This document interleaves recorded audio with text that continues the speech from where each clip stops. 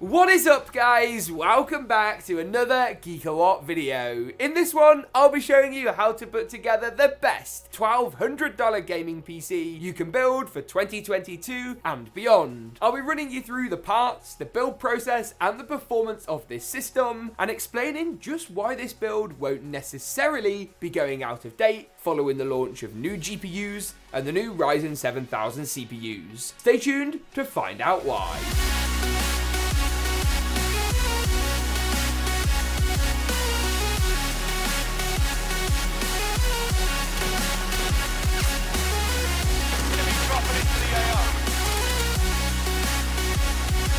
You might be able to tell from a few of our component choices, but there is a little bit of a colour scheme going on. More on that later. For now though, let's kick things off by looking at the CPU and GPU first off. As I say in all of our builds, these two components are really the ones that make the biggest difference, and today we've got a really strong set. The graphics card is the Nvidia RTX 3060 Ti, specifically their Founders Edition, but to be honest with you, they're all very similar, and basically any 3060 Ti will do. I'll link some great options down below. This card is, as I say, the Nvidia own Founders Edition, and what that means is you get the nice Nvidia cooler with a bit of an Apple-esque design language, I want to say. If Apple made a GPU, I kind of imagine it would look a little something like this, but probably be soldered and unrepairable and untweakable, which this thankfully is not. You can overclock it to your heart's content. It's got plenty of VRAM. It uses their new PCI Gen 5 style power connector that can actually deliver up to 600 watts for some cards. This card obviously is much lower than that. It's got a really nice cooler with this chamfered metal edging. That's a word you've not heard in a while. I won't use it again, I promise. And on the rear, you've got 3 display ports and a HDMI connector.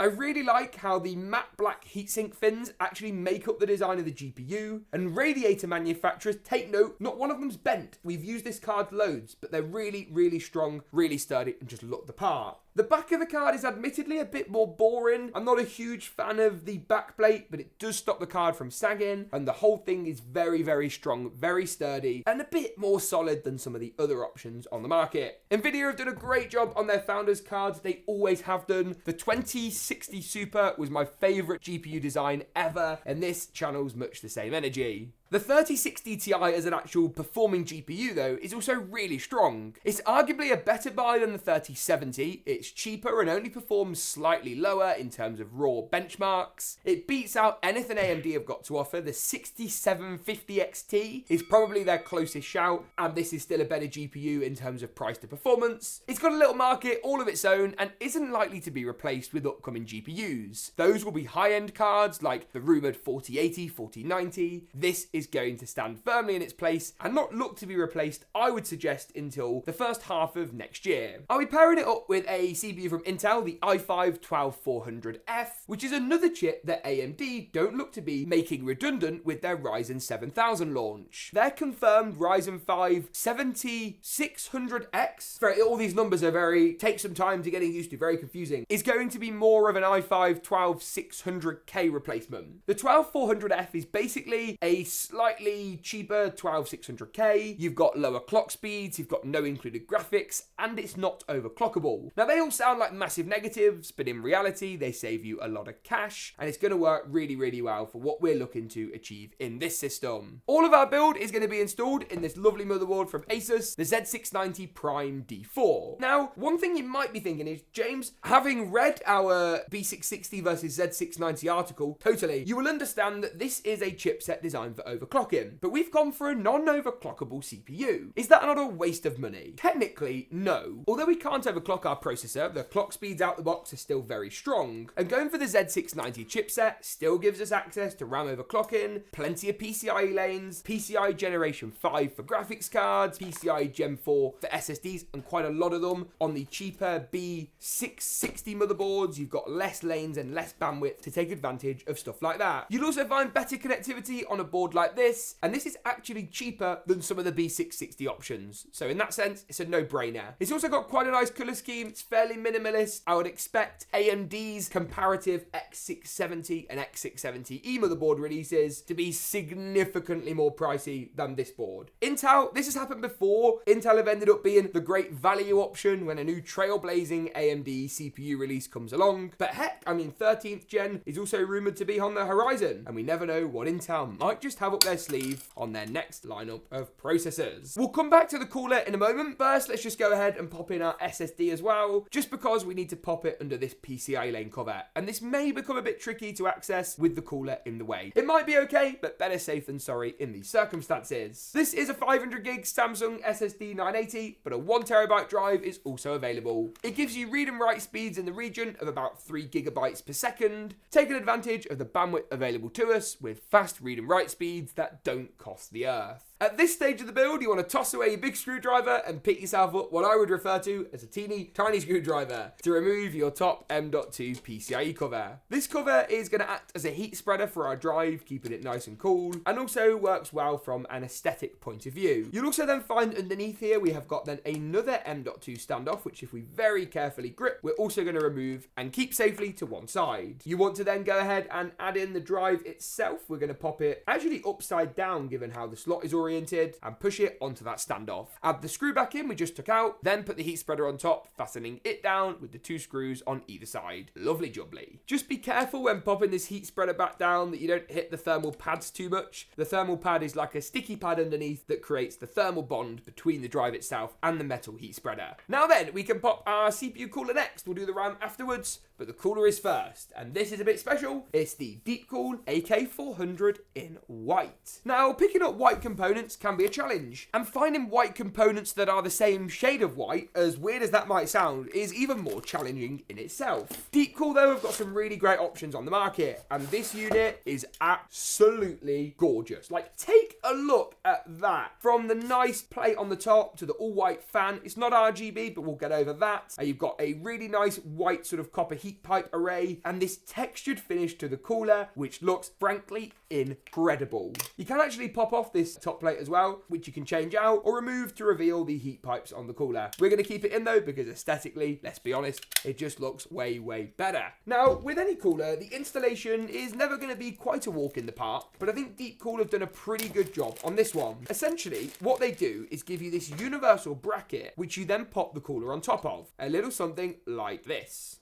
Now, all we actually then need to do is get this bracket around our processor, and the idea is it's the same bracket irrespective of the CPU you're using. Oh no.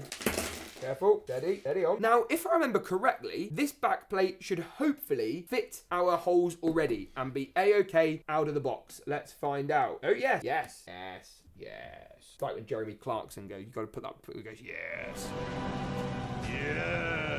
And then I think we just pop over these little LGA 1700 labeled spacers. They're like a cylinder with kind of perforations in, shall we say. And I think in theory, all we have to do then is just drop our universal bracket on the top. Oh yeah, baby, that's working good. Then it's a simple case of popping these through the universal bracket and the perforated standoffs in each corner. Add on a drop of the included thermal paste, not too much, around the size of a large grain of rice. That is quite a big grain of rice, to be fair. Remove the cooler's pre-installed fan. We're just going to add this straight back on in a moment once the actual cooler is on, and then fasten the cooler into place by simply dropping it onto our universal bracket like so, and tightening down these 2 pre-included screws. You can use your thumbs for this, but finish them off with a screwdriver to make sure they are nice and tight. The fan can wait till later once we've actually moved the motherboard assembly with all of the bits nicely installed over into the case. Add your RAM into place next up. For us, a 16 gig kit of Corsair's Vengeance RGB RT, which we'll be installing into the grey, not the black RAM DIMM slots. Remember to line up the notch on the DIMM with the notch on the slot itself. The RAM DIMMs will only go in one way round. Try and install them this way and it won't seed. So put it in that way and you're all good to go. 3200 megahertz clock speed. It's cheap cheaper than DDR5, but still provides similar performance levels, and you can't go too far wrong with a killer RAM like this. Next up then, our motherboard is basically complete. You can do a quick test of your cooler by actually gently lifting the motherboard using the cooler. If it all stays up and with a bit of a wiggle isn't going to go anywhere, you're actually all good. And for those saying, James, this is a dangerous maneuver, it's far less dangerous than installing your whole motherboard assembly into the case and either having a cooler that's not doing much cooling because it's not seated properly, or a cooler that later falls off onto your precious and expensive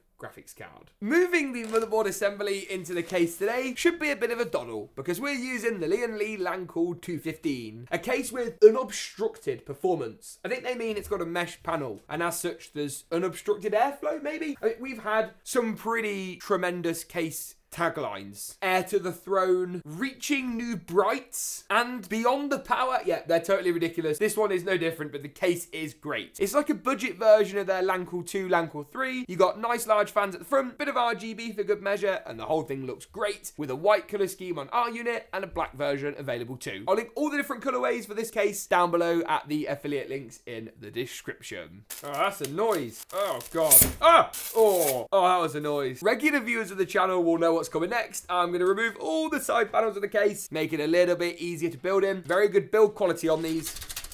Very metal, solid side panels with their captive thumb screws. Really, really good budget case, this one. If you're looking for genuine great case recommendations, this is up there for me. Once we've done that, we're going to pop the case flat on our lovely, clean work surface. Grab the included I/O shield that you get in the motherboard box, and then we're going to slide this into the rear of the case. We're going to click it in corner by corner. Our audio ports should be at the bottom. That's these ones down here with our old USB and PS2 connections at the top. We can then grab our motherboard assembly once again by the cooler, but before you go all hasty and you throw it in, just take a quick glance at the rear of the motherboard. See where the standoff holes are. For us today, there's only 2, 4, 6 holes in total. None of the extra ones on the side because it's actually a slightly shrunk form factor. Looking at the case, we need to make sure these match up. 2 here, and 2 down the bottom. All good. There is an extra 3, but because these won't touch the bottom of the motherboard, they can stay where they are. If they were going to, you would need to remove them. Pop your motherboard in a place. Don't be afraid to move standoffs. In fact, quite the opposite. Failing to move your standoffs can cause you a real headache. It can cause grounding out, shorting, all that sort of stuff. All the things you do not want in your brand new gaming PC. You can see here, these aren't touching. There is a gap, so they will be fine. Secure all those screws into place with the case screws that come included with your case. And that's basically it. The motherboard is going to nice and easily fasten in. Look great, and we can add the fan on as well for good measure to help complete our white colour scheme. Once that's all installed, we can go ahead and pop the GPU in. It's actually the penultimate step today before we finish off with cables and wiring. I talked in detail about this card earlier. It's an awesome shout, and this nice silver aesthetic. Oh, I was risky. This nice silver aesthetic is going to suit our build perfectly. I do though just need to take out our thumb screws that are pre-installed back here. Now's also the point you'd take out any PCI lanes if you still have those knocking about, and we can go ahead and slide our graphics card into place. Here we are. Click it in theory.